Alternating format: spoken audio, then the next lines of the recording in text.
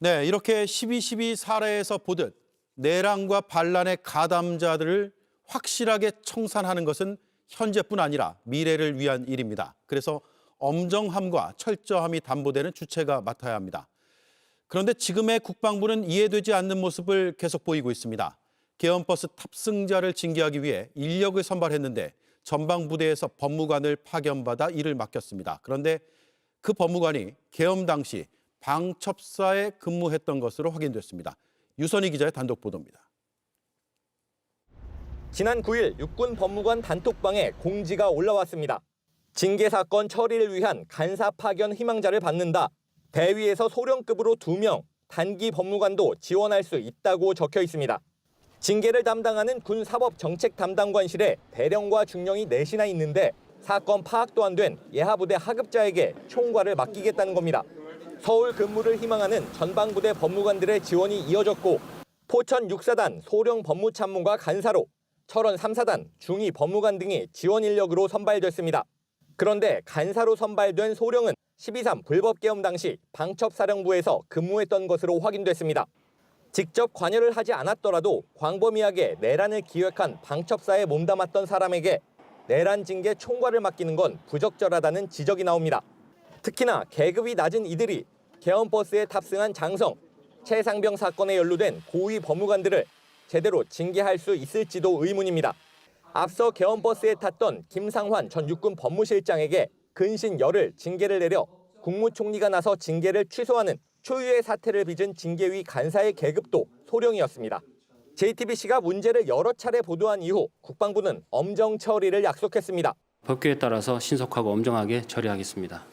하지만 심지어 방첩사 근무 경력이 있는 소령을 또다시 간사로 선발한 사실이 드러나면서 이 약속도 무색해졌습니다. 국방부는 간사로 선발된 법무관은 계엄에 연루되지 않았다면서 징계를 엄정하게 하겠다는 말만 반복했습니다. JTBC 유선입니다. 12.3 계엄 당시 계엄사령부 기획조정실장에 임명됐던 육군 준장이 오늘 파면됐습니다. 계엄 관련 장성에 대해 국방부의 파면 처분이 나온 건 이번이 처음입니다. 한편 국방부는 계엄버스 탑승자 징계를 계엄 당시 방첩사에 근무했던 법무관에 맡겼다가 최근 번복한 걸로 파악됐습니다. 오해 소지가 없도록 하겠다는 취지인데 그만큼 징계는 늦어질 가능성이 커졌습니다. 김한수 기자입니다. 국방부는 오늘 12.3 계엄에 연루된 준장 2명에 대해 중징계를 내렸습니다.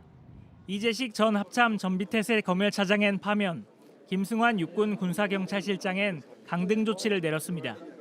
이 차장은 12.3 비상계엄 당시 계엄사령부 기획조정실장을 맡아 계엄 상황실 구성에 관여했습니다. 계엄버스에 탔던 김 실장은 계엄 이후 국방부 조사본부장 직무대리를 맡아오다 최근에야 경질된 사실이 JTBC 보도를 통해 드러났습니다.